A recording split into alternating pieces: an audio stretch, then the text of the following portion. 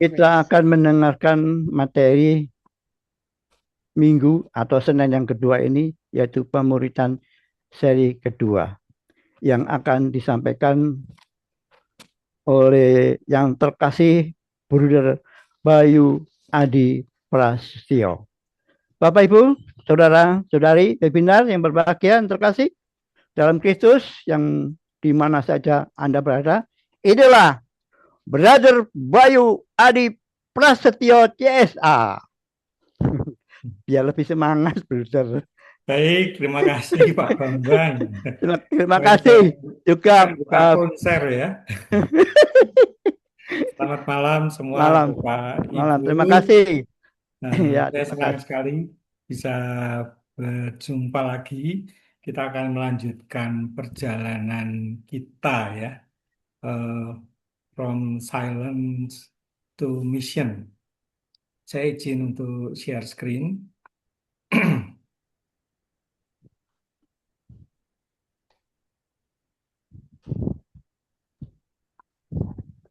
Apakah sudah kelihatan? Aman, Brother. Oke. Baik, sebelum kita melanjutkan pendalaman tentang tema pemuritan ini, saya ingin mengajak kita kembali menyegarkan ingatan untuk pertemuan yang pertama minggu lalu ya, tentang pemuritan yang pertama. Nah, di sana kita diajak untuk melihat tentang makna pemuritan, membedakan perbedaan seorang murid dan seorang penggemar. Kemudian juga kita diajak memahami tentang jalan disiplin agar semakin dekat, semakin terampil, dan semakin memahami sang guru.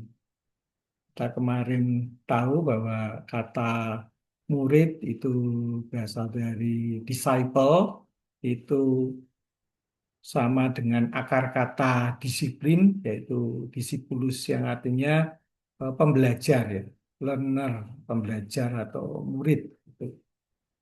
Dan ada disiplin di dalamnya. Seperti John Ming sendiri juga bilang bahwa meditasi kita pertama dan utama itu bukan soal teknik, bukan soal cara, tapi adalah disiplin untuk menyediakan diri bersama dengan Yesus. Kemudian menjadi seorang murid itu berarti menjadi satu dengan Kristus, menjadi alter Christi. Ini mencapai pemenuhannya saat sang murid itu akhirnya bisa menyerupai sang guru sendiri.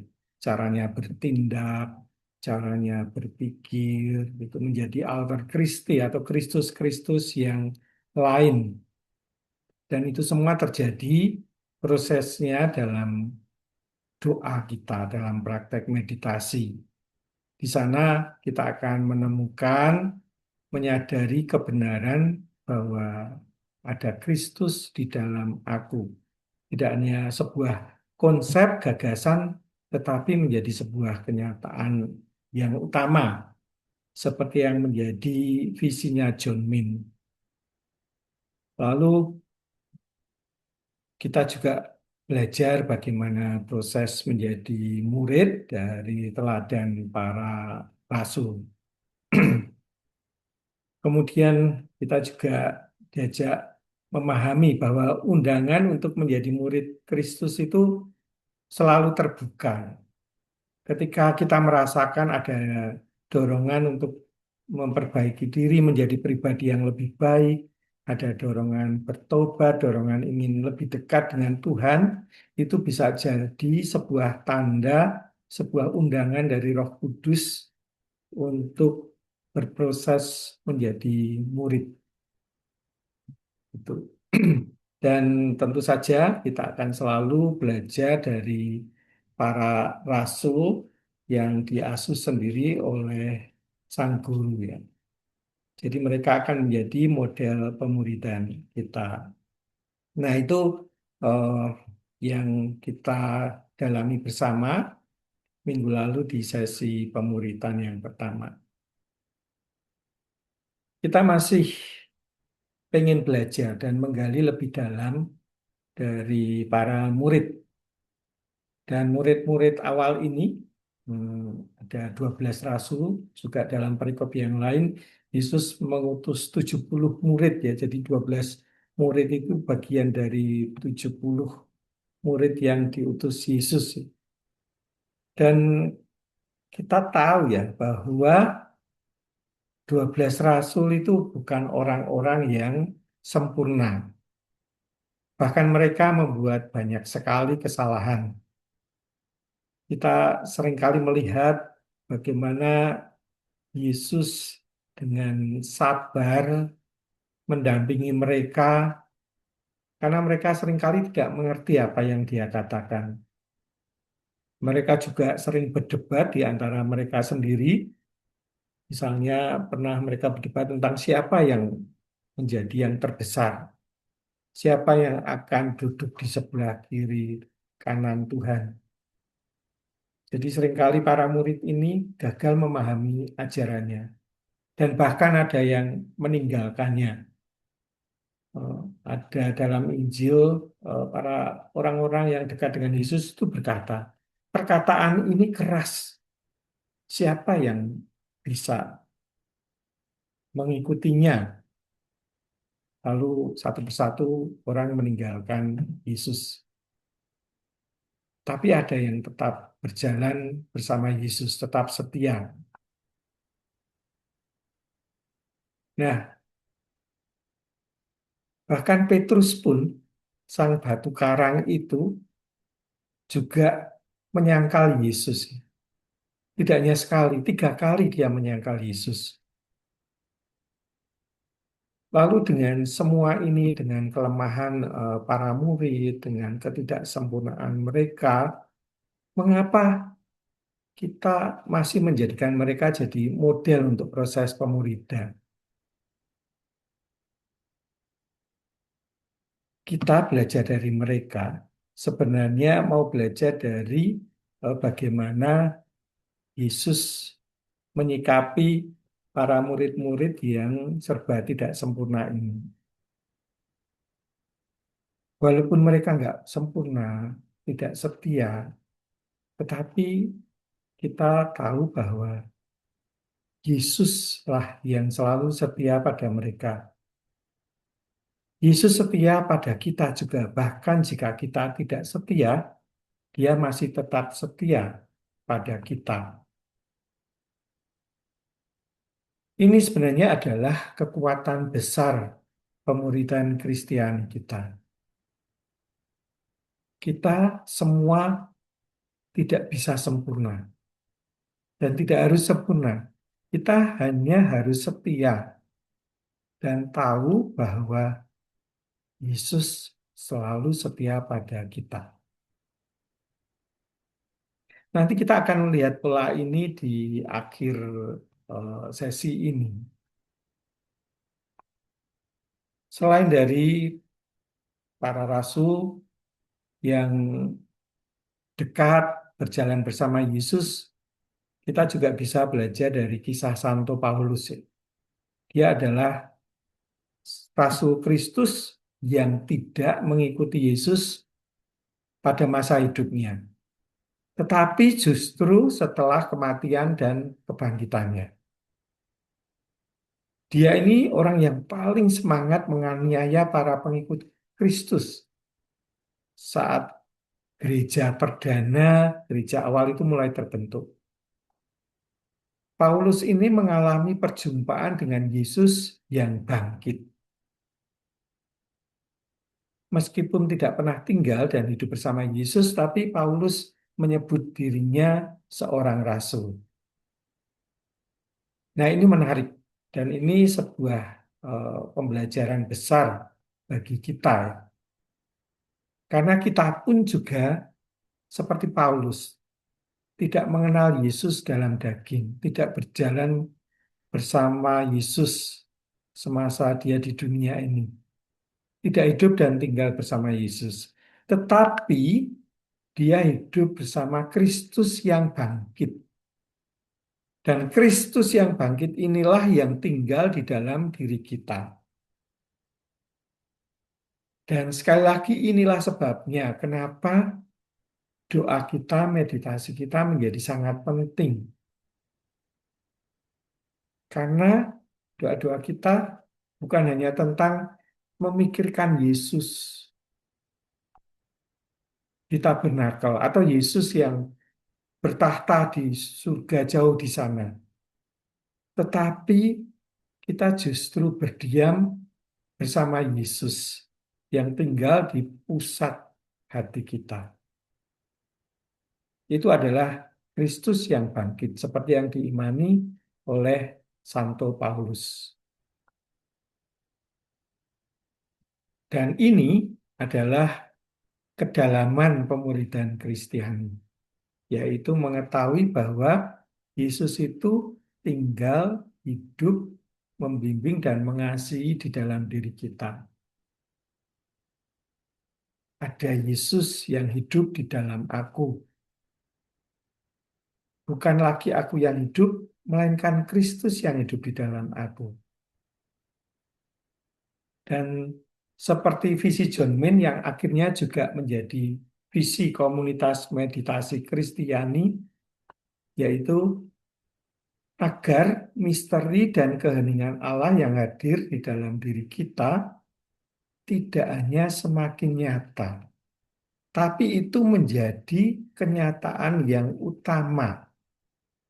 Sehingga akhirnya, karena itu menjadi kesadaran yang utama, bahwa Yesus yang bangkit itu sungguh-sungguh hidup di dalam aku di dalam dia, dan dia di dalam aku, maka kesadaran ini yang akan memberi makna, bentuk, dan tujuan kepada semua yang akan kita lakukan.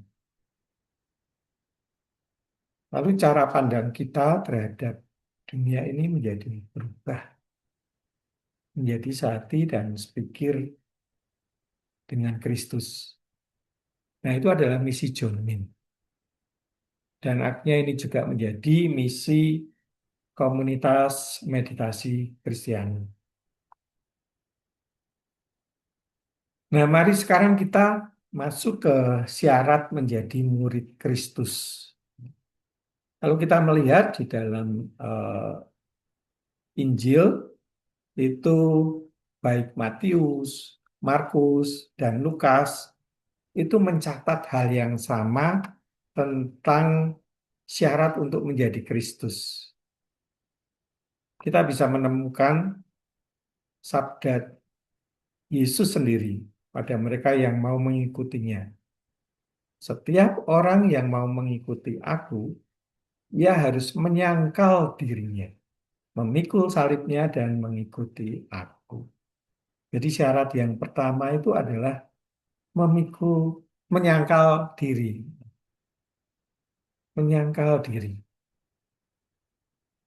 Seperti juga yang diajarkan oleh Yohanes Pemandi. Hendaklah dia menjadi besar dan aku, diriku menjadi semakin kecil. Hendaklah dia semakin meraja di dalam diriku. Nah, dalam menyangkal diri, kemudian memikul salib, dan mengikuti Yesus itu mengandung banyak, ada beberapa syarat ya, atau elemen, atau hal-hal yang dibutuhkan untuk menjadi murid Yesus itu. Yang pertama dan utama itu adalah kasih Tuhan sendiri. Kalau saya tidak pernah merasa dikasihi, maka saya kemungkinan besar juga tidak mampu untuk mengasihi orang lain. Tapi karena saya merasa dikasih, dipilih, ditebus, dicintai, lalu kemudian eh, saya juga bisa berbela rasa mengasihi orang lain. Dan kasih itu tumbuh jika ada relasi, jika ada kedekatan. Dan kedekatan itu akan tumbuh seiring dengan pengenalan kita akan Kristus. Ya, ada ungkapan dalam bahasa Inggris, if you want to love someone, you have to know him. Jadi kalau kita ingin mencintai seseorang, pertama-tama kita harus kenal dia. If you want to know someone, you have to talk to him. Dan kalau kita ingin mengetahui, kenal seseorang, kita juga mesti harus bicara dengan dia. If you want to talk to someone, you have to spend time with him. Kalau kita pengen bicara dengan orang itu dan kita pengen kasih itu, maka mau tidak mau kita harus menyediakan waktu bersama dengan dia. Nah, meditasi kita soal menyediakan waktu untuk mengenal Kristus sendiri. Dan ini melibatkan elemen yang kedua ya, hal yang dibutuhkan yang kedua yaitu ketaatan pada pengajarannya sebaik mungkin. Makin kenal dengan pengajaran Kristus. Kalau kita cermati sebenarnya ajaran Kristus itu hanya satu ya, yaitu soal kasih. Itu saja. Nah, kita seringkali gagal untuk taat ini. Nah, berkali-kali gagal. Tetapi kita terus berjalan bersama dia. Kemudian elemen yang ketiga itu adalah soal meninggalkan milik. Dan ini bisa menjadi sesuatu yang sangat berat. Ini juga terjadi pada zaman Yesus ketika ada seorang kaya yang saleh, yang sejak kecil belajar untuk taat, tekun. Kemudian ketika dia ingin mengikuti Yesus, dia dituntut untuk meninggalkan miliknya. Dan lalu orang kaya yang saleh itu pergi dengan sedih karena berat sekali untuk meninggalkan milik. Nah, apalagi di zaman sekarang ini yang serba materi, ya. Orang mengagungkan materi. Tuntutan Yesus untuk meninggalkan semua milik lalu mengikuti dia itu menjadi sangat berat. Dan zaman ini tuntutan ini juga bisa membingungkan kita kalau kita itu hanya memahaminya pada tingkat materi saja. Nah, saya rasa kita perlu belajar dari Santo Ignatius Loyola. Dia dengan sangat bagus eh, menguraikan tentang bagaimana punya semangat untuk lepas bebas terhadap kepemilikan.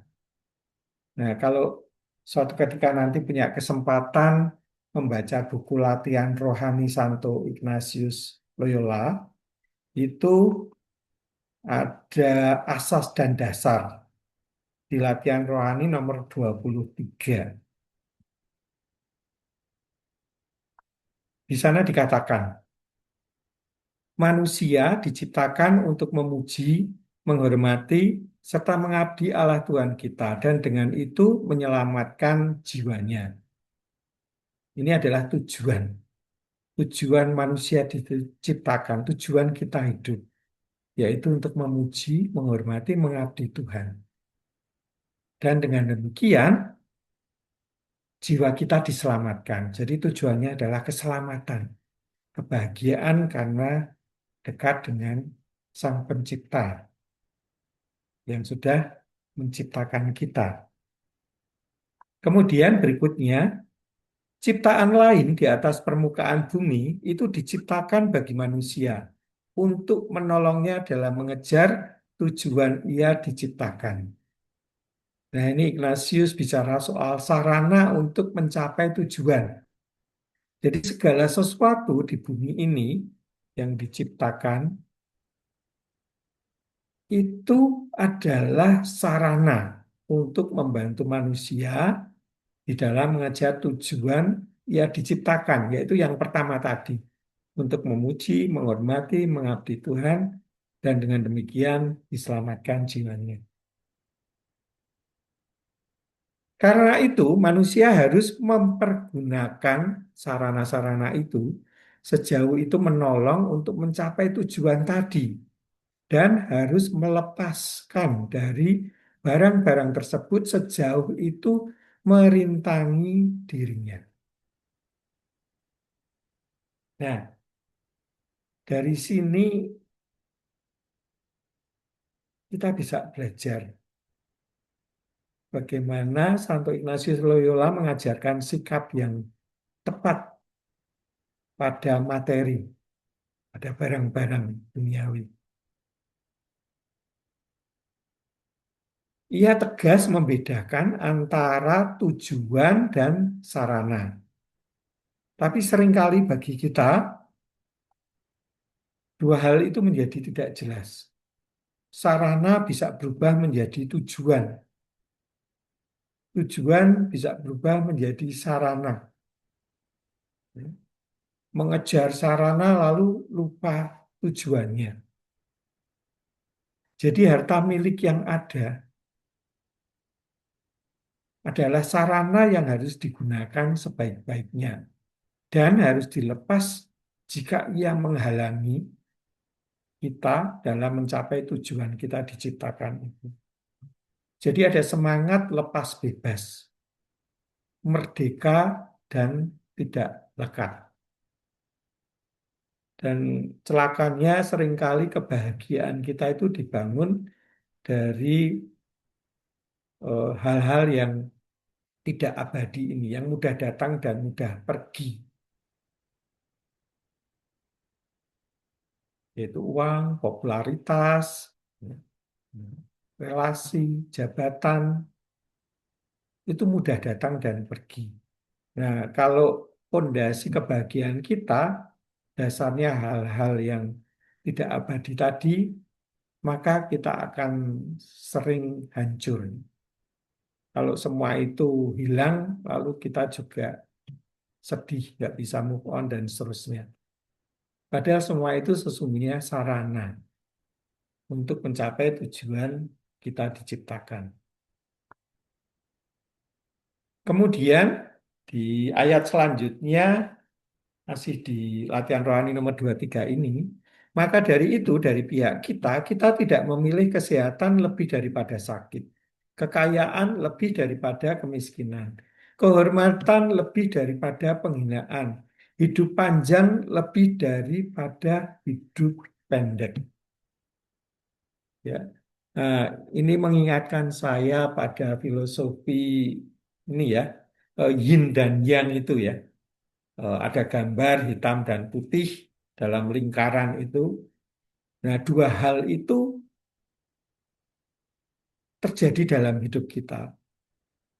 Ada kebaikan, ada juga ketidakbaikan dalam diri kita.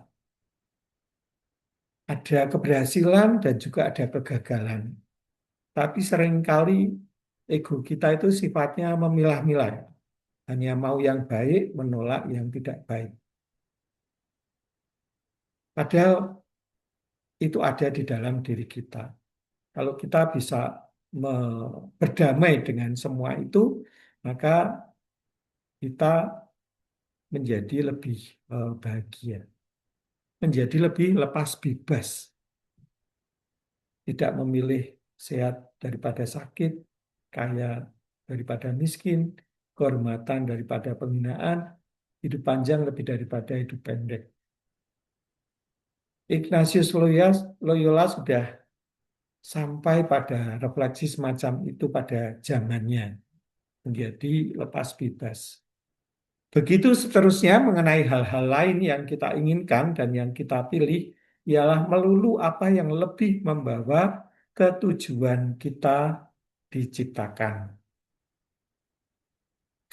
Ini nggak ada di buku pemuridan itu ya, tapi saya pikir ini bisa membantu kita untuk memahami soal eh, kepemilikan, meninggalkan milik itu, atau kita diajak memahami meninggalkan milik ini menjadi spirit miskin dalam roh, ya. Spirit lepas bebas. Karena saya ini CSA ya, Kongregasi Santo Aloysius. Aloysius itu seorang Yesuit, maka eh, kami juga mendalami spiritualitas Ignatian ini. Dan dalam beberapa segi ini sangat membantu, cocok dengan meditasi kita. Jadi ada aspek material di dalam penyangkalan diri dan kepemilikan ini. Tetapi sebenarnya makna yang paling dalam dari semua itu adalah miskin dalam roh, mampu melepaskan diri dari dorongan egoisme untuk memiliki dan mengendalikan yang ini semua sebenarnya merupakan insting dari ego kita yang sudah mengakar dalam setiap manusia. Dan meditasi kita merupakan latihan yang bagus untuk melepaskan, untuk belajar semangat lepas bebas.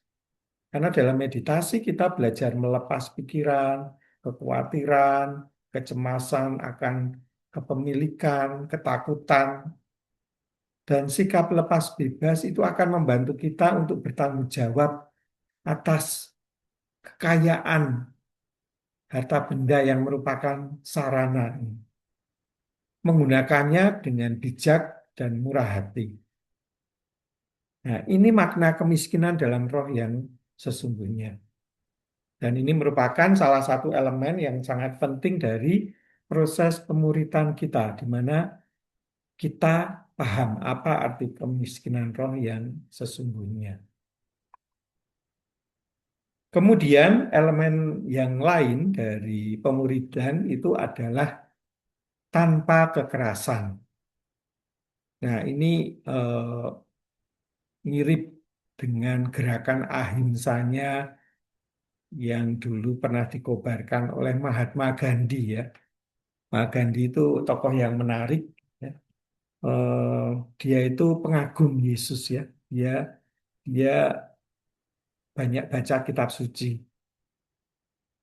Tetapi dia nggak suka dengan gereja ya, karena dia bilang eh, kamu pengikut Yesus tetapi tidak melaksanakan apa yang dia perintahkan. Itu itu merupakan kritikan untuk gereja ya. Eh, Kalau nggak salah itu namanya ahimsa ya, gerakan ahimsa. Nah, ini sebenarnya adalah ciri kehidupan Kristiani, ajaran Yesus untuk memberikan pipi kiri untuk yang lain, untuk mengasihi musuh, untuk memberi berkat pada mereka yang mengutuk kita. Dan ini sangat bertentangan dengan cara dunia. Tetapi sebagai seorang murid yang sedang dalam perjalanan, kita diajak untuk memahami nilai tanpa kekerasan. Karena Yesus sendiri menunjukkan pada kita di dalam hidupnya tanpa kekerasan. Disalib dia juga diam saja. Nah, jadi dia tidak hanya eh, mengajarkan, tapi dia menghidupi semangat ini. Elemen yang berikutnya itu adalah kesederhanaan. Zaman sekarang ini semakin tidak mudah untuk sederhana. Karena hidup kita di dunia modern ini semakin kompleks, banyak gangguan, banyak distraksi, banyak pelanturan. Teknologi itu berkembang dengan luar biasa. Ada HP yang selalu lekat dan yang membuat orang itu kecanduan. Dan langkah pertama dalam belajar meditasi adalah meletakkan HP, mematikan HP. Ketika kita menjauhkan HP, kita berkata, inilah aku, Tuhan aku di sini. Atau seperti fiat Maria, aku ini hamba Tuhan, jadilah padaku menurut perkataanmu. Kemudian yang berikutnya itu adalah caring atau kepedulian. Ini juga elemen penting di dalam proses pemuridan. Punya ketulusan dan kasih sayang.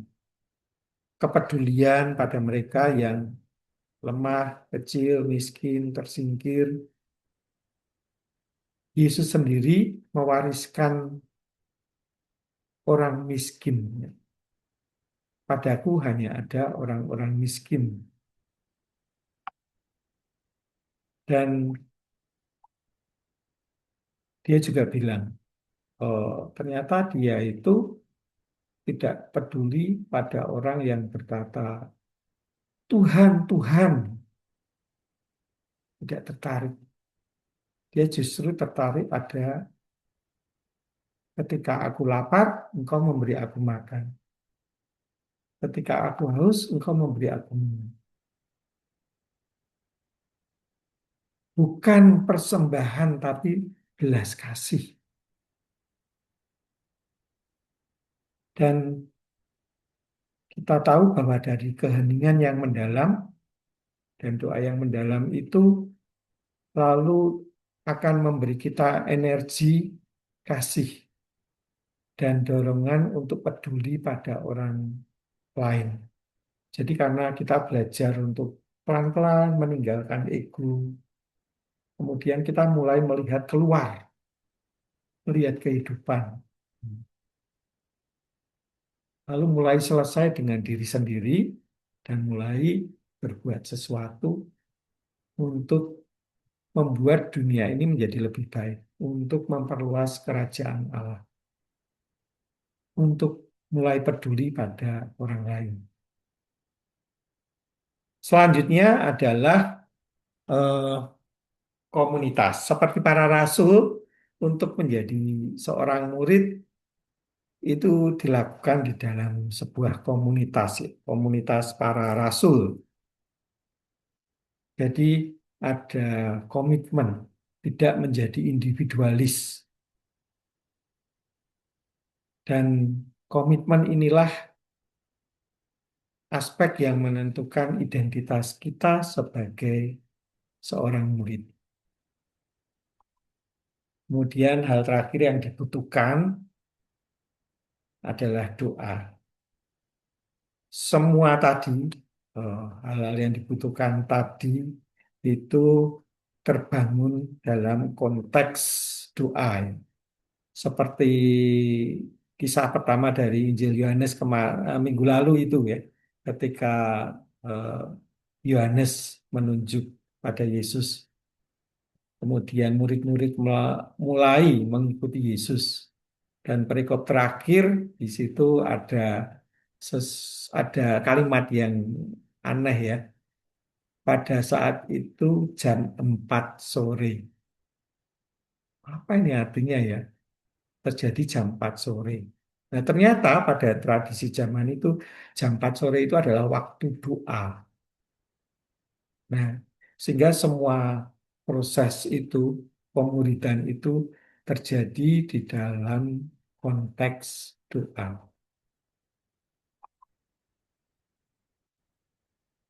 Lalu kita kembali ke para murid yang menjadi cikal bakal gereja perdana yang kemudian terus berkembang terus, kemudian mengalami banyak penindasan, kesulitan, tapi karena semua itu justru iman mereka itu tumbuh menjadi lebih kuat. Tapi juga dalam perjalanan ketika kemudian Kristianitas itu dibebaskan, silahkan menganut agama eh, Kristiani, mengikuti gereja, tidak lagi ditindas oleh eh, Roma pada saat itu. Lalu kemudian gereja menjadi berkembang pesat. Tapi perkembangan pesat ini juga diikuti dengan penurunan semangat, ya. Gagasan pemuridan lalu menjadi lebih dangkal. Nah, itu seperti sebuah siklus ya, naik turun. Pada saat itu lalu muncul juga orang-orang yang tidak puas dan ingin mengikuti Yesus dengan lebih total. Lalu muncullah gerakan monastik, gerakan biara-biara, gerakan para bapak padang gurun.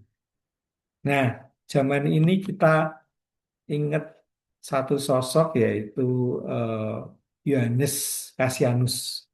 Dia dengan sahabatnya Germanus itu merasa bahwa mereka tidak puas dengan kehidupan beriman umat pada waktu itu, ya.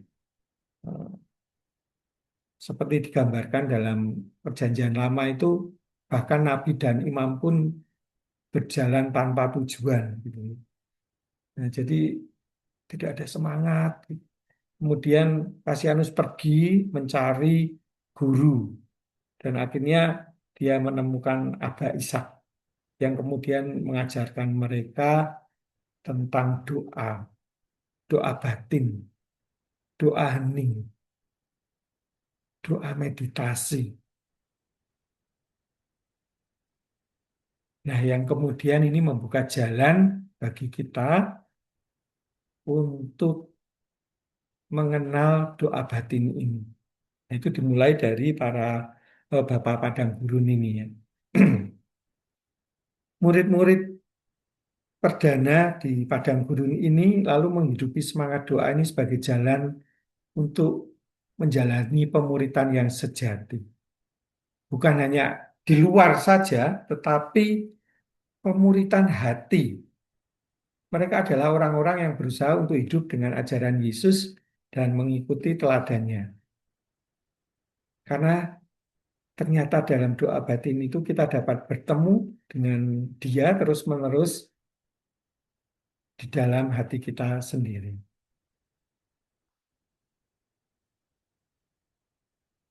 Ketika kita mengalihkan perhatian dari diri kita sendiri saat meditasi, kita belajar untuk menjadi lebih tidak mementingkan diri sendiri, lebih murah hati, lebih penuh kasih. Dan kita belajar bagaimana menjalani nilai-nilai penting dari kehidupan Kristiani lebih baik. Karena kita mulai memahaminya dari dalam. Kita sudah tahu apa arti kemiskinan roh tadi. Meditasi adalah soal menjadi miskin secara roh.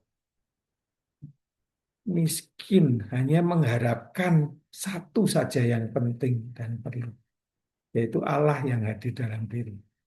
Meditasi bukan hanya soal relaksasi, bukan hanya soal mindfulness, bukan soal rileks, santai, merasa lebih baik, menghilangkan stres.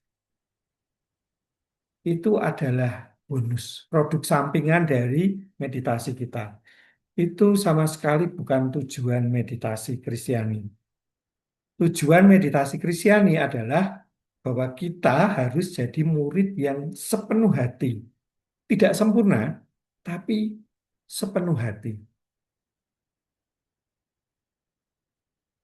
Dan ini adalah jalan kesederhanaan.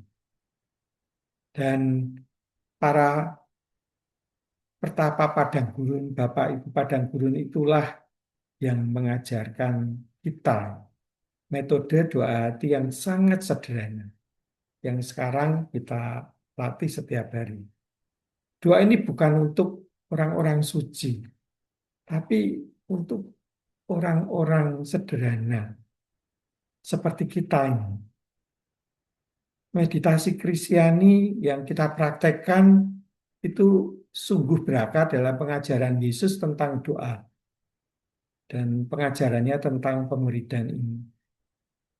Jadi kita pertama-tama harus menemukan Yesus di dalam diri kita jika kita mau mengikutinya dalam kehidupan sehari-hari. Itu yang diberikan oleh para guru perdana padang gurun pada kita, dan ini yang akhirnya ditemukan, digali kembali oleh John Min, pendiri WCCM, Komunitas Meditasi Kristiani. Nah, kalau kita mengamati perjalanan para murid sekali lagi, itu ternyata ada polanya. Yaitu pertama-tama pola naik, ya, semangat, tapi kemudian turun, tapi kemudian naik lagi, diangkat, ditemukan oleh Tuhan. Nah, biasanya pada tahap-tahap awal pertobatan itu banyak orang yang semangat pulang dari retret, ikut seminar meditasi, ikut koleksi, pulang itu semangat sekali. Tapi kemudian setelah beberapa lama kok tidak maju-maju ya saya ya. Kok saya tetap emosional, kurang murah hati, masih sering sakit hati, nggak bisa mengampuni. Lalu reaksinya jadi macam-macam. Aduh, saya nggak bisa. Saya ini bukan jalan saya. Ini tidak cocok untuk saya. Saya gagal. Lebih baik saya menyerah. Kemudian ada yang ya sudahlah, jalan biasa saja, jadi penggemar kembali. Ikut saja yang umum, nggak usah menjadi murid Yesus. Tetapi ada yang kemudian tetap bertahan walaupun jatuh. Dan seperti para rasul juga begitu. Awalnya mereka naik semangat, kemudian turun drastis, meninggalkan bahkan menyangkal gurunya, hancur. Tetapi kuncinya justru kita ditemukan ketika kita jatuh. Kita ditemukan ketika kita hancur. Karena dalam kelemahan aku kuat. Itu juga yang dialami Paulus. Kita lalu ditemukan, diangkat oleh Tuhan. Dan itu tadi pola tahap yang ketiga, ya. Naik, turun, kemudian diangkat kembali oleh Tuhan. Para rasul itu pengalamannya juga begitu semua. Petrus semangat sekali sampai memotong telinga hamba imam besar. Kemudian dia menyangkal 3 kali. Tapi saat itu Yesus datang, Petrus, apakah engkau mengasihi aku? Dan saat itu dia kemudian diangkat naik. Paulus juga demikian. Dia sudah menjadi penganiaya jemaat, lalu bertobat bersama dengan Ananias, kemudian disembuhkan, lalu menjadi pewarta Yesus, jalan Tuhan yang luar biasa. Tapi kemudian dia menghadapi hambatan di sana sini, ditolak di sana sini, diusir. Dan akhirnya dikatakan dalam kisah para rasul, dia dikirim kembali ke tempat asalnya.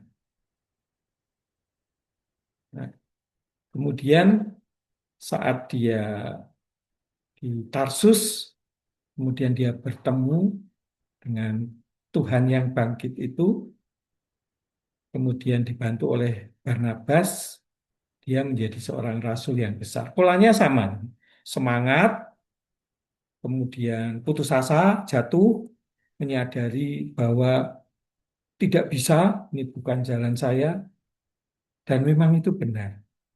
Mengikuti Yesus pertama-tama adalah anugerah Allah. Itu rahmat Tuhan, bukan usaha kita sendiri. Kalau kita bermeditasi, merasa nyaman, tenang, damai, itu bukan usaha kita sendiri, itu rahmat Tuhan. Kemudian ketika kita bosan, jatuh, nah suatu saat lalu komunitas menemukan kita, Tuhan menyapa kita, lalu kita diangkat kembali menjadi murid Yesus.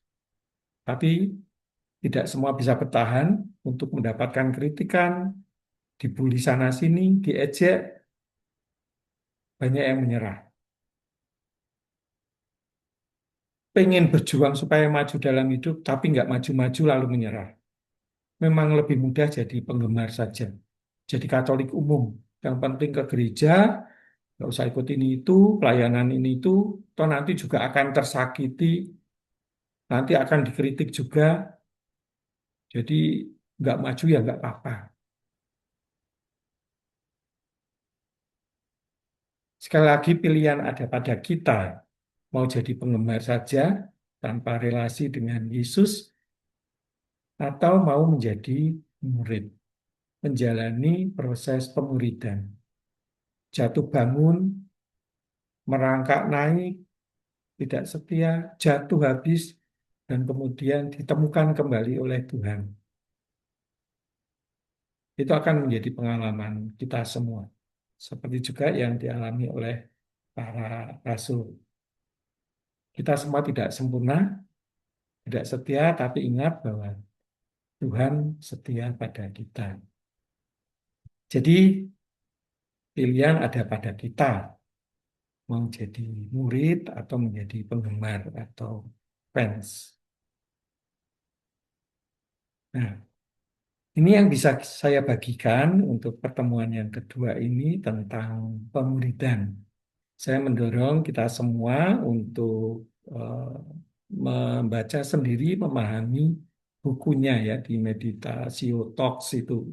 Ya, ada 3 seri pemuridan, kemudian kekudusan, dan kemudian evangelisasi atau pewartaan. Baik, saya kira itu yang bisa saya sampaikan di dalam pertemuan yang kedua ini. Terima kasih atas atensi dan kebersamaan kita malam hari ini. Saya kembalikan waktunya kepada pembawa acara. Monggo, Baik, Bambang. terima kasih. Terima kasih banyak, Brother Bayu, atas penyampaian materi yang sangat inspiratif dan mendalam tadi. Memberikan memberikan wawasan baru yang sangat berharga bagi kami. Terima kasih, Brother. Meditasi Kristiani bertujuan membentuk murid yang sepenuh hati, bukan sempurna tapi setia mengikuti Yesus melalui doa hati yang sederhana. Baik, Bapak Ibu, sebelum kita menuju ke meditasi, kita akan beristirahat dulu, break 5 menit untuk mengistirahatkan diri kita. Silakan yang mau ke belakang, yang mau minum kopi silakan. Jangan lupa yang mau mematikan kompor juga, jangan lupa. Sebentar lagi meditasi, nanti kalau meditasi mikir-mikir, waduh komporku kok belum mati. Bingung. Oke, baik kita break dulu selama 5 menit. Makasih, Brother.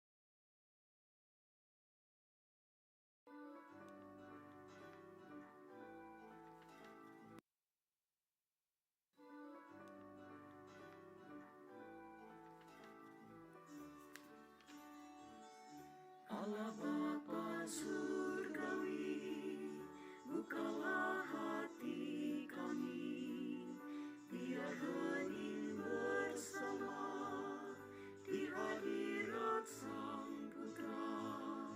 Allah Bapa Surgawi, bimbinglah jarak kami, bersatu dalam misteri ilahi.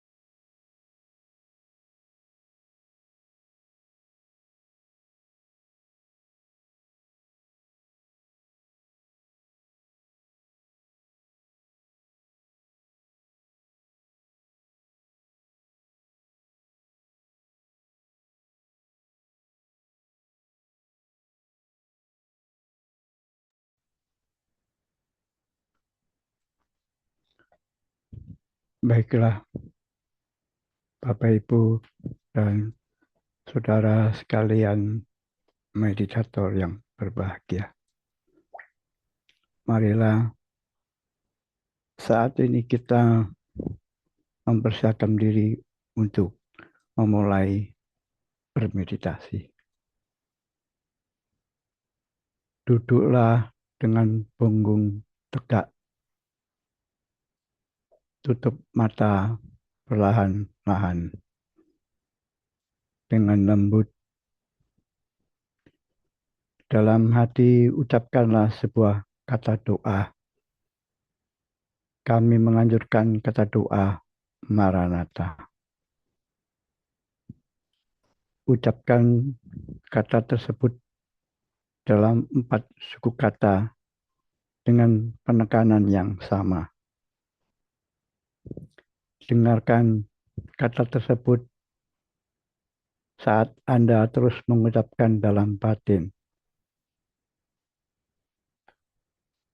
Jangan memikirkan atau membayangkan sesuatu, bahkan yang paling rohani sekalipun. Bila berbagai pikiran dan imajinasi muncul, ini merupakan pelanturan yang biasa terjadi pada saat bermeditasi. Kembalilah untuk mengucapkan kata doa Maranatha dengan tekun dan setia.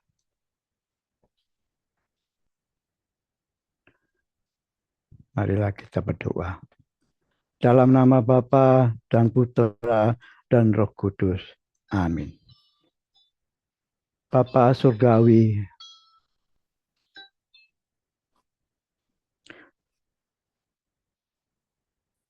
bukalah hati kami kepada kehadiran Roh Putramu di dalam keheningan. Bimbinglah kami kepada misteri keheningan ilahi, di mana rahmat kasih-Mu memancar kepada setiap orang yang merindukannya. Maranatha. Datanglah Tuhan Yesus.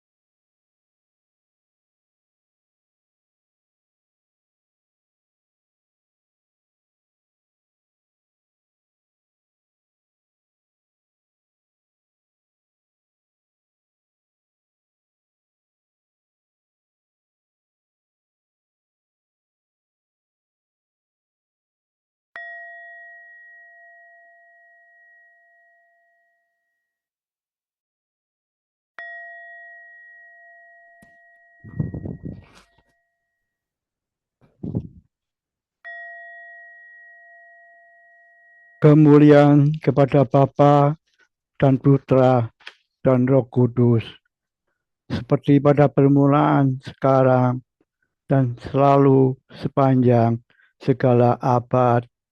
Amin.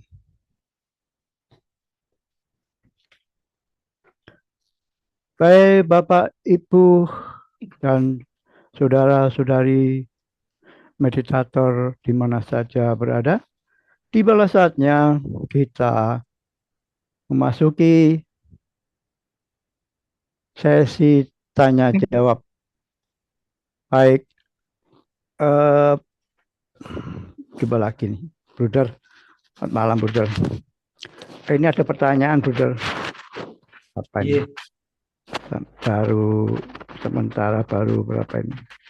Baru 5 kayaknya.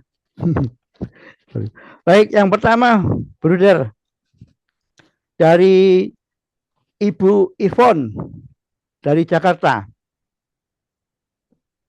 Mengapa Tuhan menciptakan manusia untuk memuji, menghormati pengabdinya? Pemahaman saya, Tuhan tidak perlu hal-hal tersebut dari manusia. Tuhan menciptakan manusia karena mencintainya. Juga Tuhan mencintai dan mau menyelamatkan semua orang yang berdosa tanpa meminta balasan atau syarat. Dalam kurung harus dipuji, dihormati, dan lain-lain. Maaf kalau saya salah mengerti. Demikian, Bruder, pertanyaan Ya. pertama. Monggo. Terima kasih Pak Bambang. Terima kasih Bu Ipon di Jakarta.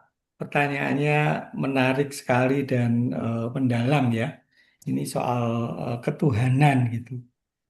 Pada dasarnya saya setuju ya dengan pemahaman Bu Ipon tentang Tuhan yang punya cinta tanpa syarat itu.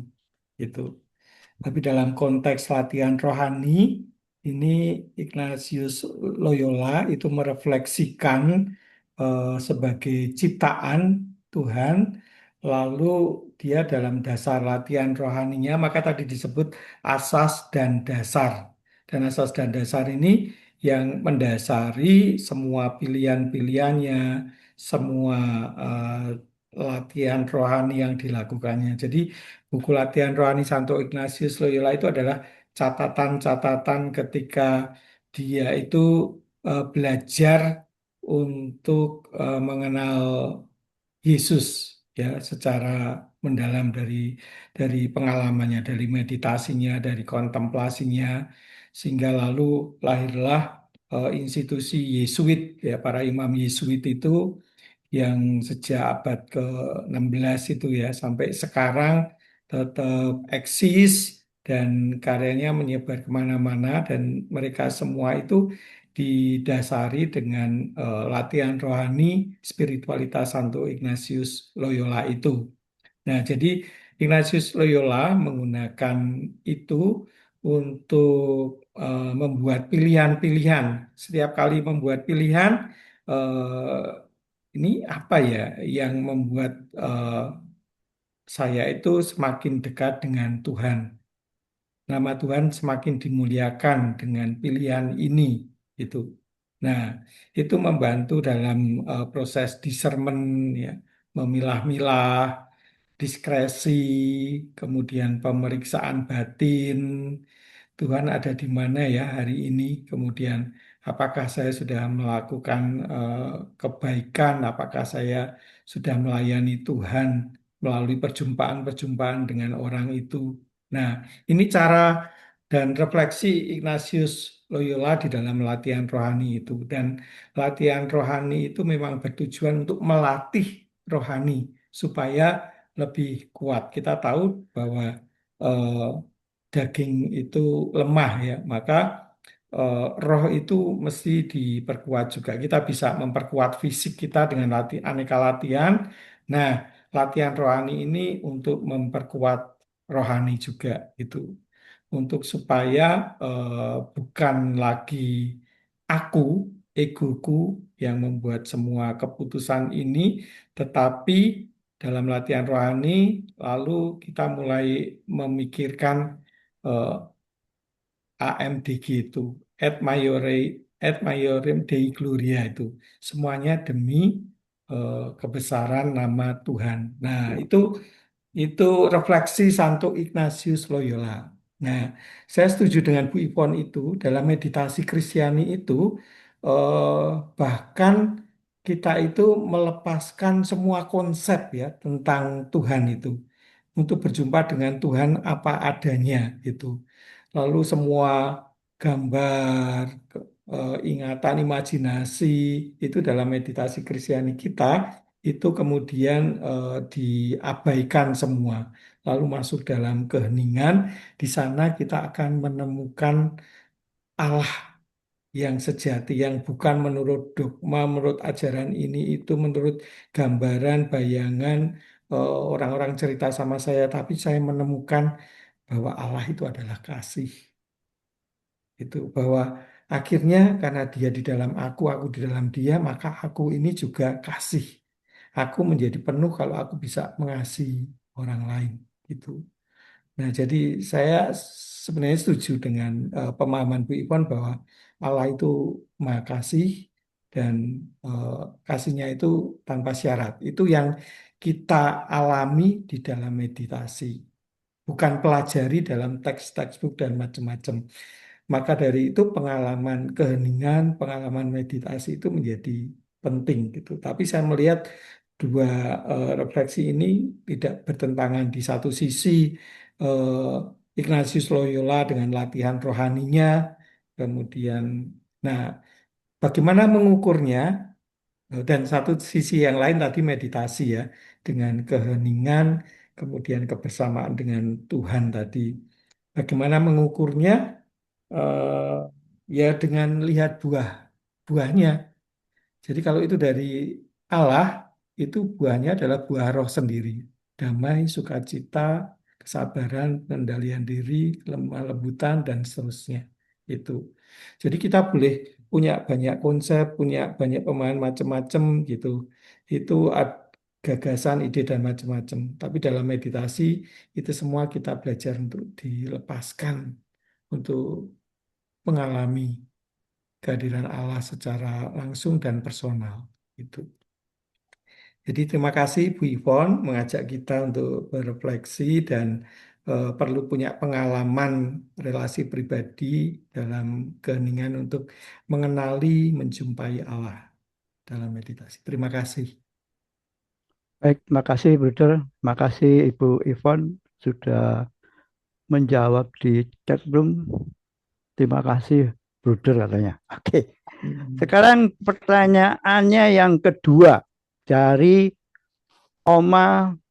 Oh, oh ini Oma Frida Oma ya. Frida. Ya, Oma Frida saya bacakan ya.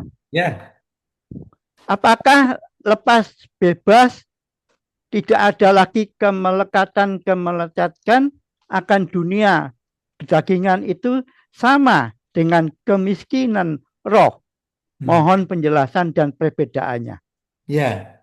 Terima kasih Oma Frida. Wah, enak ya kalau bertanya langsung tatap muka begini bisa lihat wajahnya. Oma Frida di mana? Di Jakarta juga? Ya betul, Mbak Bruder, Oma Ya. dari Jakarta.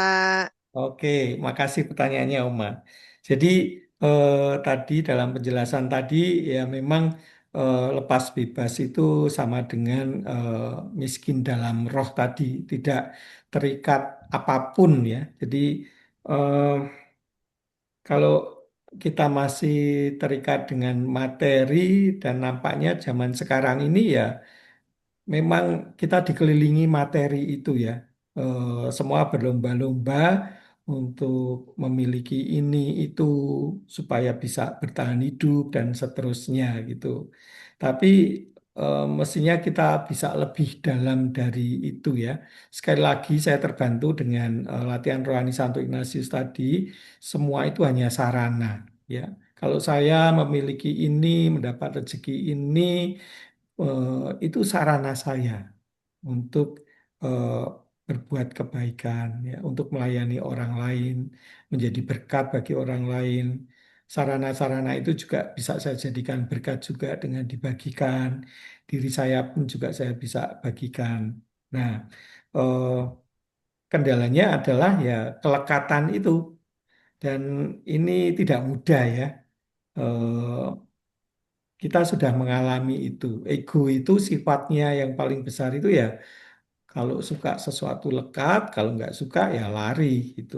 Nah, latihan rohani ini dan meditasi kita itu termasuk latihan rohani. Latihan rohani Santo Ignatius juga mau bermaksud untuk mengendalikan ego itu supaya saya nggak dikendalikan oleh ego lagi itu.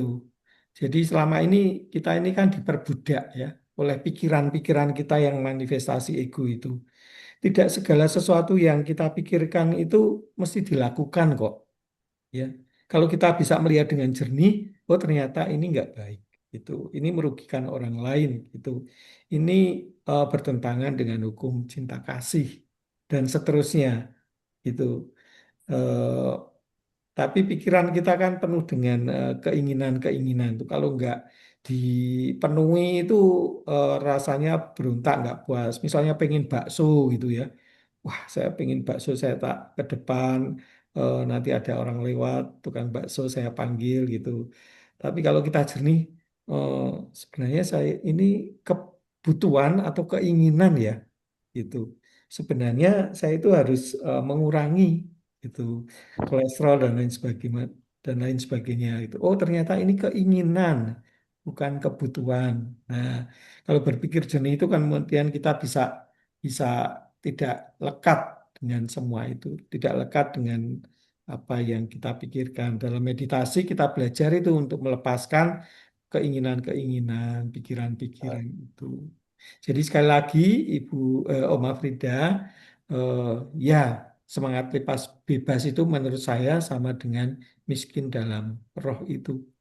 Ya, harta ada tetapi tidak mengganggu saya, tidak menghalangi saya untuk menjadi berkat gitu, untuk membantu orang, untuk peduli gitu.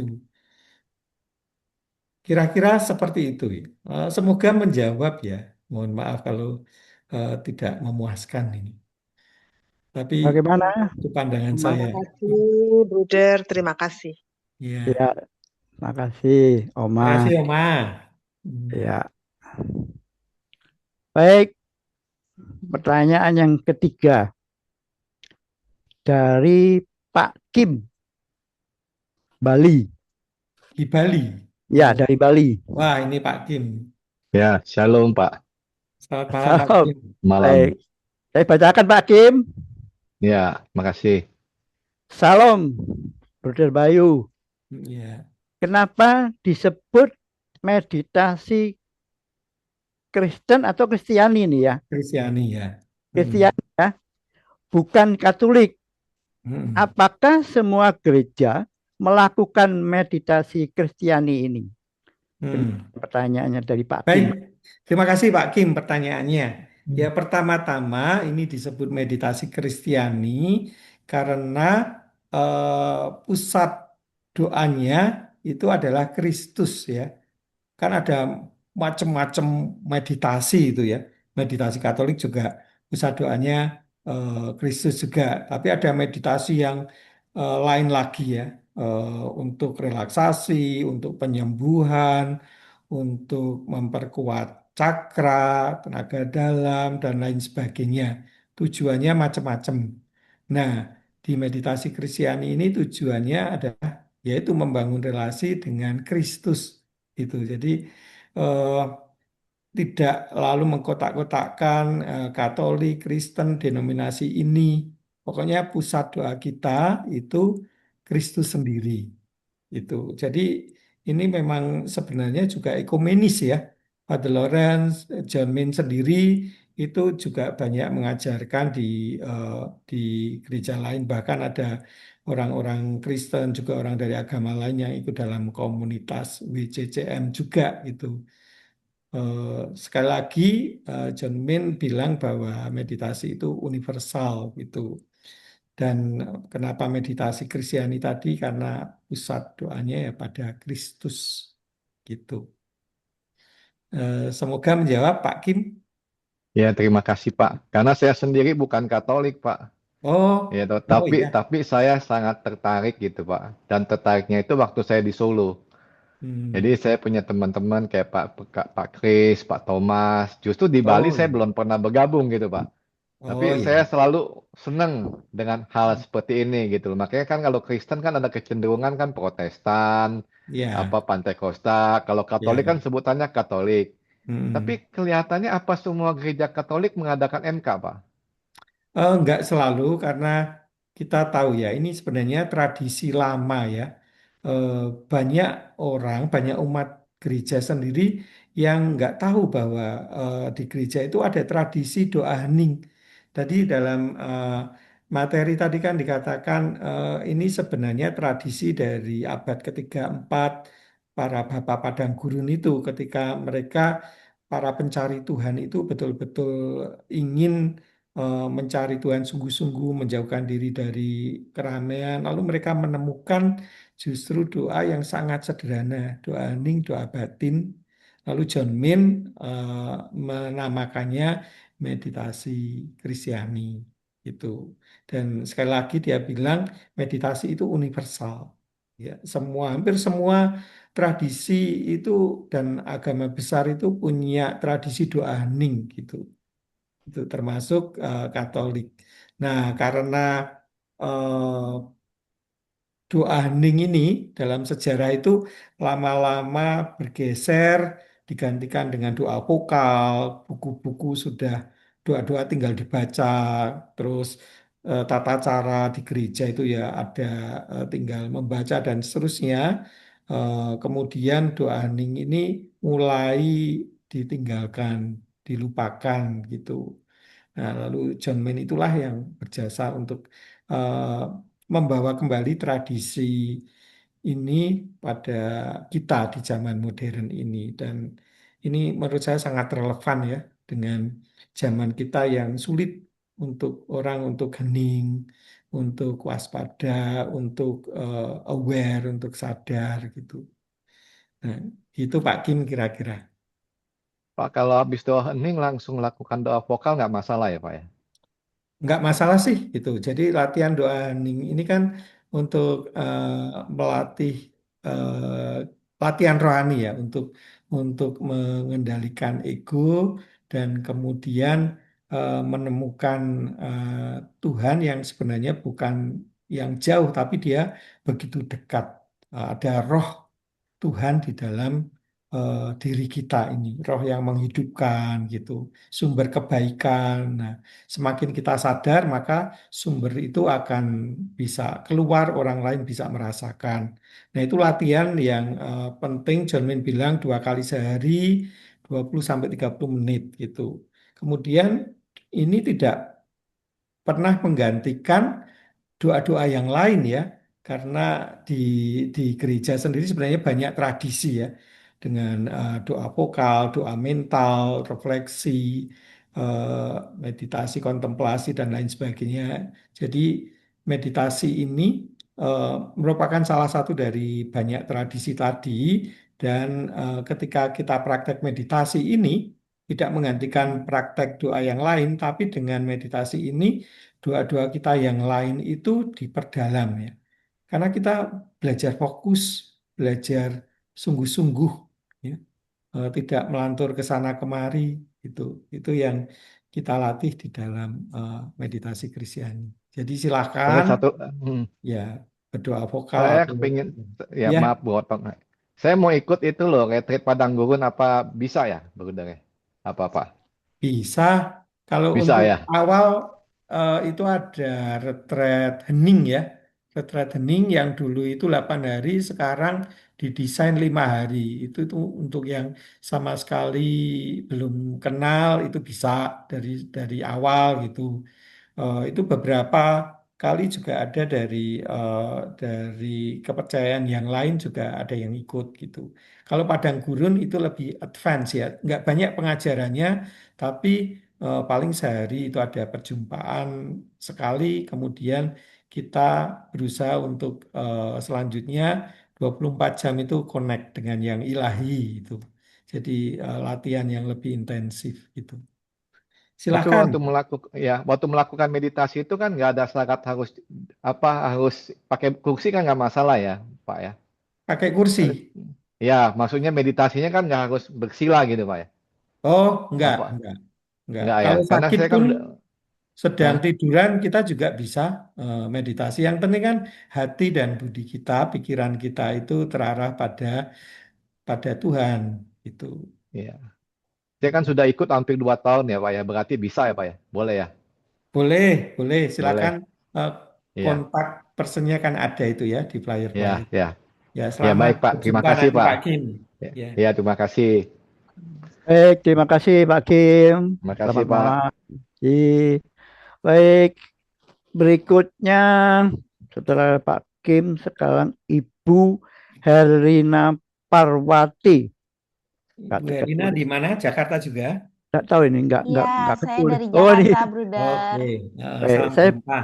saya bacakan ya Ibu Ya, Herlina. Ya, ya. Kualitas atau ciri-ciri komunitas macam apa yang dibutuhkan untuk mendukung proses pemuritan kita? ya, Monggo, ya. Brother. Ini bagus pertanyaannya ya. Karena meditation creates community ya. Itu John Min yang bilang juga bahwa meditasi itu selalu menciptakan komunitas karena ini bukan perjalanan yang mudah. Kadang kita sering bosen, kita sering jatuh. Nah, komunitas itu seringkali bisa mendukung, membantu kita. Maka kualitas yang diperlukan dalam sebuah komunitas itu ya eh, kepedulian itu, kemudian komitmen, ya. Eh, Seperti gereja perdana itu loh, ya. Mereka berkumpul, bersatu hati, berdoa bersama. Nah, kemudian saling berbagi. Nah, berarti kan butuh kualitas komitmen untuk saling berkumpul itu. Eh, Terus kemudian juga caring tadi, kepedulian. Tadi ada beberapa elemen ya dalam kemuridan itu. Yang pertama soal kasih Tuhan, kemudian ketaatan, miskin dalam roh, tanpa kekerasan, sederhana, nah peduli itu. Jadi ya menurut saya itu kalau ada yang sakit, jatuh, ya kemudian mendapat perhatian gitu. Kita tahu bahwa komunitas ini isinya orang-orang yang tidak sempurna gitu. Tapi ada kerinduan untuk berjalan bersama gitu ya. Nah, kita perlu dukungan dan orang lain juga butuh dukungan kita. Jadi yang pertama yaitu komitmen dan kepedulian. Saya kira itu dan Tuhan sendiri yang menyatukan kita. Dia kan juga bilang dua tiga orang berkumpul dalam namaku, aku hadir di tengah-tengah mereka. Semoga bisa menjadi anggota komunitas yang aktif dan suportif. Ya. Terima kasih. Bagaimana Hmm. Bu Herlina? Itu Oh, masih di mute ya? di mute. Nah, sudah, Oke. silakan. Ya, terima kasih, Bruder. Saya bertanya juga tadi terinspirasi dari cerita siapa tadi Kasianus ya? Oh iya, Yohanes Ya, Kasianus ya. ya, ketika tadi diceritakan dia itu merasakan pengen apa ya, merasa tidak puas ya, Ya, merasa ingin ada sesuatu yang ya. lebih mendalam gitu. Karena kadang saya lihat Bruder ya, ketika orang atau beberapa teman juga termasuk saya sendiri gitu aktif atau terlibat di satu kelompok gitu. Ada momen atau saat-saat di mana merasa komunitasku ini kok kayaknya kurang mendalam gitu. Merasa ada ingin mencari komunitas lagi yang lebih mendalam atau bagaimana. Barangkali maksudnya ciri-ciri buah-buahnya itu apa gitu ya, sehingga kadang-kadang membuat ada kegelisahan juga gitu, merasa ingin mencari yang lebih mendalam lagi gitu. Ya, ya itu sebenarnya undangan untuk menjadi murid gitu. Merasa tidak puas eh, dalam status quo begini-begini saja, pengen lebih maju dan lain sebagainya gitu. Eh, Kalau merasa di komunitas itu juga macam-macam isinya ya. Em, Kadang-kadang saya juga menyadari bahwa eh, kalau kita belum selesai dengan diri sendiri, maka komunitas itu jadi tempat pencarian gitu untuk memenuhi kebutuhan akan perhatian, penerimaan gitu, kasih. Dan kalau seperti itu justru menjadi sebuah pendangkalan gitu ya. Biasanya kita akan merasa kok ini kok komunitasnya kok nggak guyup gitu, kok kemudian eh, tidak saling melayani gitu. Eh, Kalau ada hal seperti itu, ya mesti ada yang bersuara. Nah, makanya ada di komunitas Meditas Kristiani ada komunitas-komunitas yang lain juga dan ada juga komunitas pusat. Nah, itu juga saling bantu. Kalau ada komunitas yang lagi redup gitu, nggak semangat, nah, kemudian eh, butuh support dari komunitas yang lain atau dari pusat itu. Nah, kemudian juga ada webinar semacam ini untuk membantu. Ini kan saya lihat ini Bu Erlina ini kan lagi semangat eh, mencari itu ya. Nah, jadi mari kita sama-sama berjalan bersama saling mencari gitu. Dan kita bersama berbagi apa yang sudah kita alami ya. Kadang tersesat di sana, oh saya pernah tersesat di sana. Jalan ini kan nggak mudah ya. Terus oh jalannya ternyata seperti itu. Oh ya saya juga pernah ngalami gitu. Lalu kita jadi diperkuat buku-buku. Sekarang banyak sekali, nggak hanya Yohanes Kasianus ya, buku-buku meditasi itu sekarang berlimpah. Jadi itu juga bisa menjadi sumber kalau kita menemukan bahwa itu menginspirasi, lalu kita bisa membagikannya di dalam komunitas. Eh, itu yang bisa saya apa tanggapi.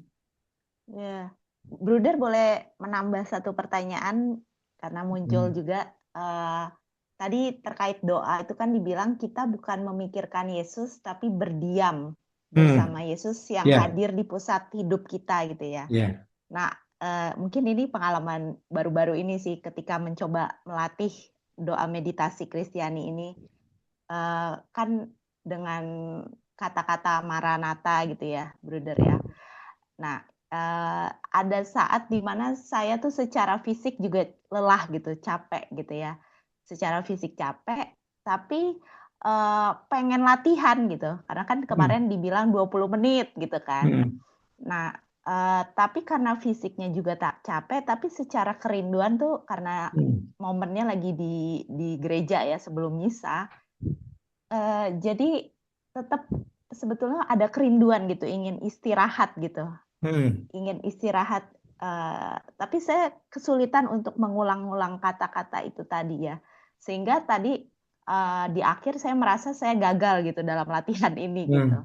Tapi ketika tadi Bruder sampaikan bahwa bukan memikirkan gitu ya, tapi berdiam bersama, aku kok merasa apakah ini juga termaksud latihan yang masih dibilang oke gitu ya. Maksudnya aku tuh capek gitu, tapi di satu sisi sebetulnya rindu gitu. Ya, Bagaimana menurut Bruder? ya, baik. Saya kira itu banyak yang punya pengalaman yang sama ya. Eh, Pertama persiapan itu penting. Persiapan itu penting. Kalau kita nggak ada persiapan, tiba-tiba datang, oh ini jam meditasi, langsung meditasi, terus akan ngelantur ke sana kemari dan seterusnya gitu. Jadi persiapan penting. Kalau memang capek, gitu mungkin kita bisa relaksasi sejenak ya, atau cuci muka gitu ya. Pokoknya kita istilahnya itu apa ya? Disposisi batin. Disposisi batin supaya mempersiapkan diri untuk bersama dengan Tuhan gitu. Nah, kemudian ketika merasa gagal, ya sebenarnya kan yang dibutuhkan itu kesetiaan ya. Kita melantur itu nggak akan pernah selesai. Eh, tapi melantur 10 kali itu kita juga diajak kembali 10 kali. Oh ya, saya ngelantur kembali ke Maranatha lagi. Melantur 20 kali, kembali 20 kali. Melantur 100 kali, juga akan kembali 100 kali. Jadi sebenarnya kita itu sedang melatih otot atensi kita ya, perhatian kita. Itu nggak sia-sia itu. Ya, bertekun terus gitu. Merasa gagal, jangan ngajarin nggak usah dianalisa gitu. Waduh, saya sudah mengusahakan waktu, tapi saya ngantuk hari ini gitu. Eh, tapi saya tetap akan tekun dan setia. Gitu. Nah, jadi eh, menurut saya tidak ada yang sia-sia. Kadang-kadang saya kok nggak dapat apa-apa dan lain sebagainya. Itu ego mulai bermain ya. Ego mulai bermain. Wah, ini bukan jalan saya dan seterusnya. Nah, memang ketika kita mau dekat biasanya ada saja macam-macam godaan itu. Gitu. Jadi tetap setia, tetap bertahan dan jangan lupa mempersiapkan diri. Kalau di rumah itu lebih baik ada tempat yang khusus yang setiap saat saya pakai untuk meditasi gitu. Saya persiapan 3 menit, 5 menit sebelum meditasi, cuci muka atau biar nggak ngantuk gitu. Kalau capek ya disadari, di relaksasi dulu gitu. Itu beberapa masukan sih. Semoga bisa membantu. Betul, Bruder. Terima kasih, Bruder. Ya. Bu Herlina, Ya, ini ada titipan bapak-bapak meditator mau nanya, Ibu Herlina dari mana gitu. dari Jakarta. Oh, Jakarta. Ya, oke. Iya. Terima kasih Bu Herlina atas pertanyaannya. Baik, lanjut pertanyaan berikut. Yang kelima, oh ya, bapak-bapak meditator dari Jakarta ya. Pak Didi. Sekarang Pak Didi M. Pak Didi apa Ibu Didi ya? Nggak tahu dari mana ini. Ini oh nggak muncul ya gambarnya ya. Dari GYB itu apa ya? Saya bacakan ya, Bruder. Bagaimana bisa meninggalkan milik sepenuhnya, sedangkan milik atau materi itu masih diperlukan untuk pengembangan suatu kategorial. Terima kasih. Ya, tadi sempat dijelaskan di materi. Terima kasih ya. Ini Pak Didi atau Bu Didi ya. Kalau kita itu memandangnya secara materi, mungkin kita akan dibingungkan ya. Materi itu diperlukan, ya uang, dana. Untuk apa? Yaitu untuk sarana untuk eh, membangun dunia yang lebih baik tadi, untuk berbagi berkat ya. Sarana kalau Ignatius Loyola tadi untuk mencapai tujuan melayani Tuhan melalui sesama itu. Eh, tapi yang bahaya kalau ada posesif, tidak mau lepas itu, kikir. Nah, jadi eh, kekayaan itu baik-baik saja, asal kita nggak posesif gitu ya. Itu malah sarana kalau kita diberi rezeki lebih berarti ya saya bisa punya sarana yang lebih banyak itu yang bisa saya pakai. Tuh. Eh, jadi itu saja kekayaan itu baik asal tidak posesif. Tuh. Lalu sudut pandangnya melihatnya sekali lagi bukan tujuan, tapi sebagai sarana. Tuh. Semoga membantu ya Pak Didi ya. Bagaimana Pak Didi? Oh, masih mute dia. Mm-mm. Halo, dibuka dulu Pak Didi. Ya sudah. Ya, ya, ya. Terima Semoga kasih bisa Pak dipandu. Didi. Ya, terima kasih Pak Didi atas pertanyaannya. Kita lanjut pertanyaan yang ke-6. Ini juga nggak tahu nih, Ibu Maya atau Bapak Maya atau Maya itu. Bapak Maya atau Ibu Maya. Pertanyaannya, mengapa Yohanes Cassianus disebut Bapak Padang Gurun? Hmm. Ya, Ya, ya, terima kasih ya. Pertama, Yohanes Cassianus itu dia mencari ya, mencari spirit karena ketidakpuasannya dia mencari di biara-biara ya. Dan akhirnya ketemu Aba Isa itu di sebuah biara di pinggiran Mesir gitu. Aba Isa itu orang yang sederhana gitu. Dan kemudian dia belajar dari situ, kemudian dia menuliskan pengalamannya dalam buku konferensi 910 itu, khususnya tentang doa itu ya. Dan pada abad-abad itu memang abad-abad di mana eh, tradisi monastik itu mulai berkembang, biara-biara mulai berkembang. Nah, setelah Padang Gurun, tradisi Padang Gurun yang melahirkan eh, tradisi meditasi doa hening ini, kemudian mulai muncul bapak-bapak gereja itu. Nah, jadi memang pada masanya, pada abad itu perkembangan biara-biara monastik yang terdapat di pinggiran-pinggiran, di padang gurun, tidak di kota, itu mulai banyak ya. Nah, maka disebut tradisi atau zaman bapak-bapak padang gurun. Yohanes Cassianus adalah satu orang yang hidup di zaman itu. Begitu kira-kira. ya, terima kasih, Bruder. Terima kasih untuk Maya. Baik. Oh, kayaknya itu pertanyaan terakhir, Bruder. Oh, ya, kurang 10 menit ya. Ya, kayaknya pertanyaan terakhir sudah tidak ada lagi. Saya cek lagi, ya, tidak ada. Baik, terima kasih kepada Bruder atas penjelasannya mendalam dan inspirasi. Selama sesi tanya jawab, kami sangat mengapresiasi waktu dan keahlian yang dibagikan pada hari ini, Bruder Bayu, yang penjelasannya sangat memperkaya diskusi dan memberikan wawasan baru bagi semua peserta. Kontribusi ini benar-benar berharga untuk komunitas mediasi Kristiani kita. Terima kasih juga untuk partisipasi aktif semua peserta dalam sesi jawab webinar hari ini. Semoga pengetahuan dan inspirasi yang kita dapatkan dapat diharapkan dalam karya kehidupan masing-masing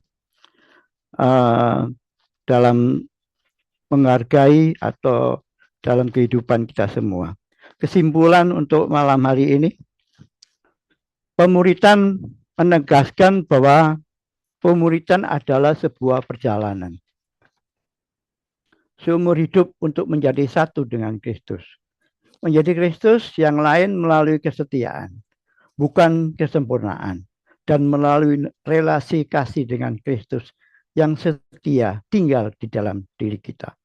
Panggilan Kristiani adalah mengambil bagian dalam kodrat ilahi, dan jalan konkret menuju kedalaman panggilan ini adalah doa hati atau meditasi Kristiani yang menuntun kita untuk menyangkal diri, melepaskan ego, dan hidup dalam kemiskinan roh, kesederhanaan tanpa kekerasan, serta kasih yang berbelas kasih kepada sesama.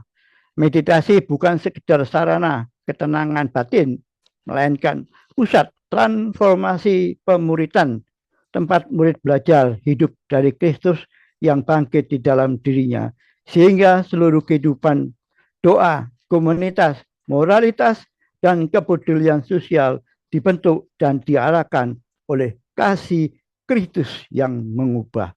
Terima kasih, Brother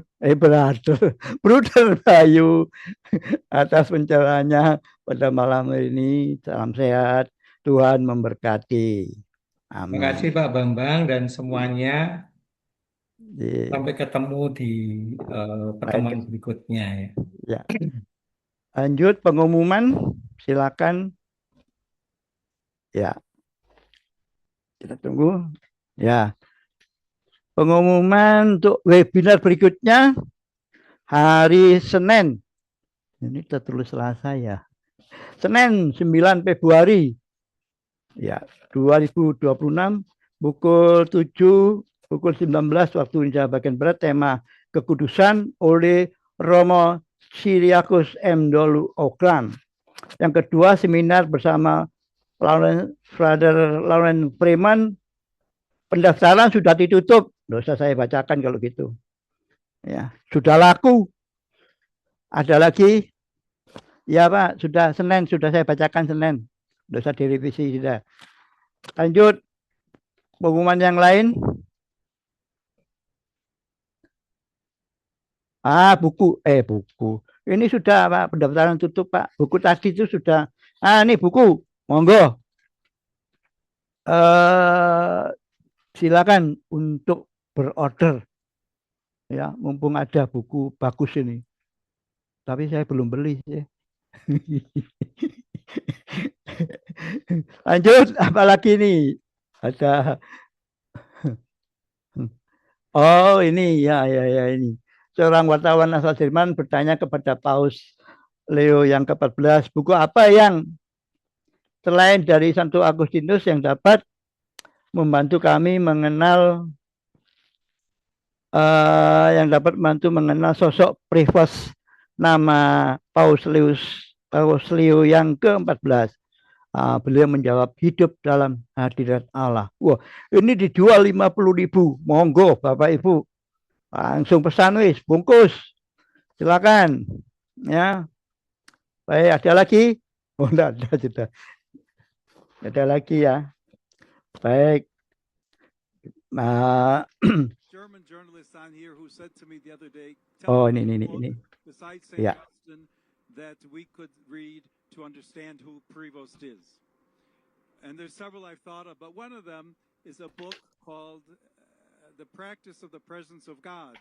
It's a very simple book by someone who doesn't even give his last name, Brother Lawrence. Read it many years ago. But it describes, if you will, a type of prayer and spirituality where one simply gives his life to the Lord and allows the Lord to lead. And if you want to know something about me, that's been my spirituality for many years.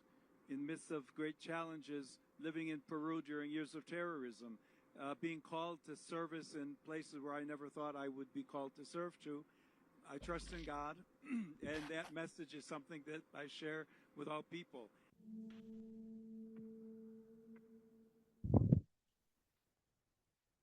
Oke, masih ada lagi pengumuman atau promosi? Gak ada ya? Oh, ini ada kayaknya ya. Oke, doa penutup ya. Jadi sebelum kita doa penutup, saya akan tutup dulu. Dengan demikian berakhir sudah rangkaian acara webinar series malam hari ini, Senin 2 Februari 2026, minggu yang kedua, pemuridan seri kedua bersama Bruder Bayu Adi Prasetyo CSA. Mengucapkan banyak terima kasih kepada Bruder. Selamat malam Bruder, sebagai pembawa materi, dan juga para peserta yang penuh kesabaran mengikuti acara dari awal sampai akhir, dan juga tim host kerabat panitia dalam acara ini yang melayani secara luar biasa. Saya sendiri Parjoto sebagai pembawa acara, apabila ada kata tak berkenan, saya mohon maaf. Aku ada karena Anda. Tanpa Anda, aku bukanlah apa-apa. Selamat malam, salam sehat dan sejahtera. Mari kita akhiri kita dengan doa penutup.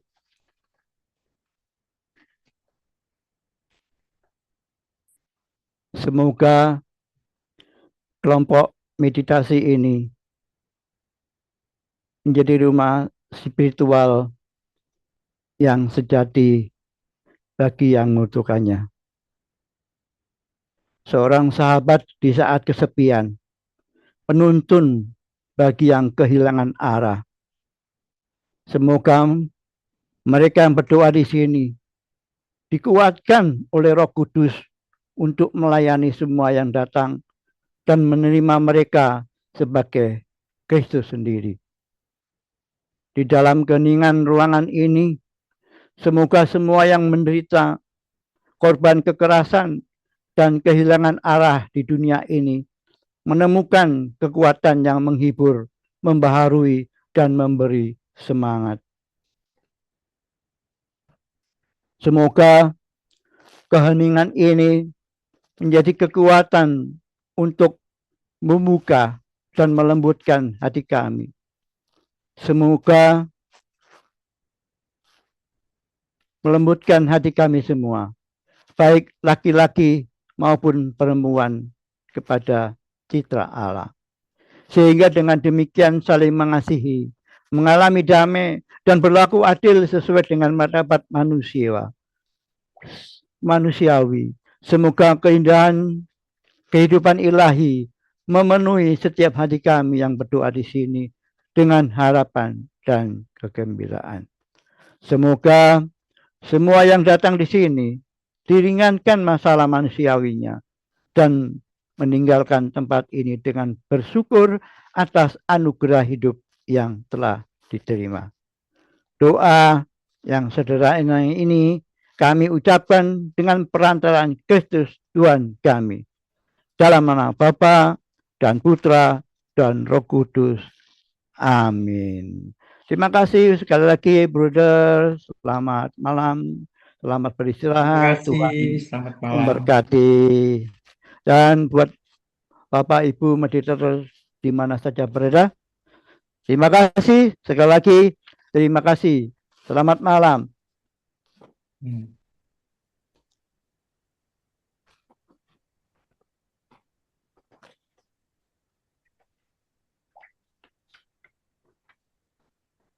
Bruder kayaknya agak lebih gemuk ya. Ya. Terima kasih, Bruder. Terima kasih sami-sami. semuanya, Bruder. Terima kasih, selamat malam semuanya. Malam, terima kasih. Malam ini. Terima kasih. Terima kasih. Mohon pamit.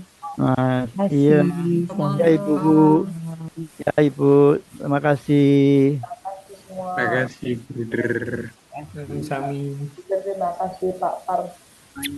Ya, terima kasih Bu Melani. Selamat malam, Tuhan memberkati. Terima kasih Bruder. Sehat terus, Sama-sama Bruder. Ibu. Selamat malam.